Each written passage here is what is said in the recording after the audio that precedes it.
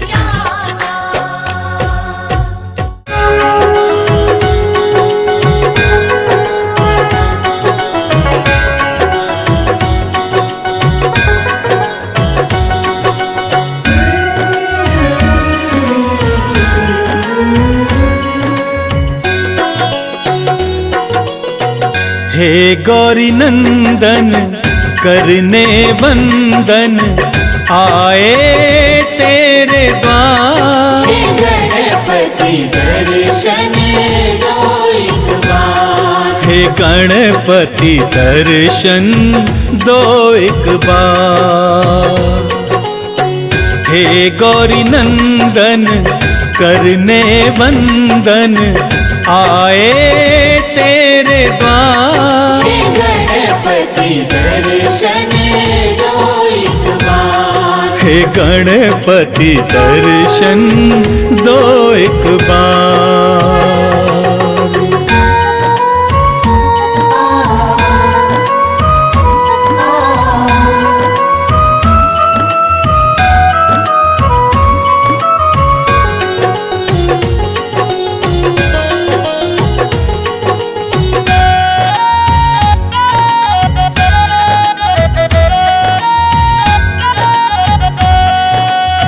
प्रथम पूज्य हो हे गणनायक, बल बुद्धि के तुम हो दायक। प्रथम पूज्य हो हे गणनायक, बल बुद्धि के तुम हो दायक। आस लगाए आया हूँ द्वारे, आस लगाए आए हैं द्वारे। मेरा करो उद्धार। हे गणपति दर्शन दो एक बार। हे गणपति दर्शन दो एक बार। हे गौरी नंदन करने वंदन आए तेरे द्वार। हे गणपति दर्शन दो एक बार। हे गणपति दर्शन दो एक बार।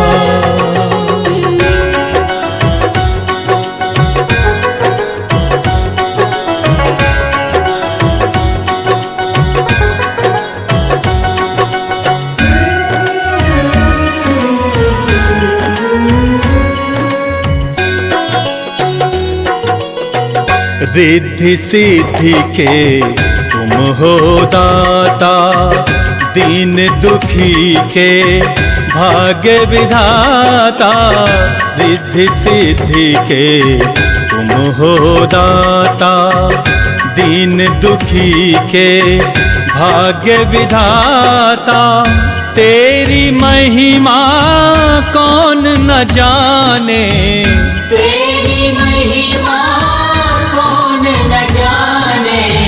पूजे सकल संसार। हे गणपति दर्शन दो एक बार। हे गणपति दर्शन दो एक बार।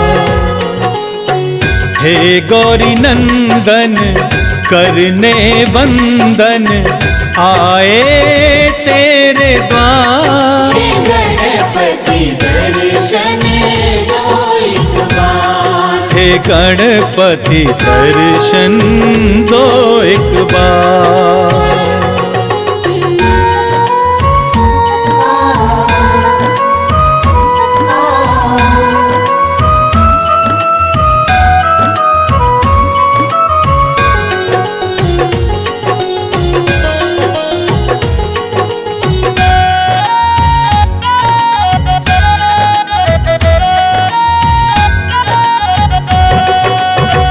पूजा पाठ में कुछ ना जानूं, तेरी महिमा कैसे बखानूं। पूजा पाठ में कुछ ना जानूं, तेरी महिमा कैसे बखानूं। माफ करो मेरी भूल गजानन, माफ करो मेरी भूल गजानन। विनती करो स्वीकार। हे गणपति दर्शन दो एक बार। हे गणपति दर्शन दो एक बार। हे गौरी नंदन करने बंदन आए तेरे द्वार। हे गणपति दर्शन दो एक बार। हे गणपति दर्शन दो एक बार।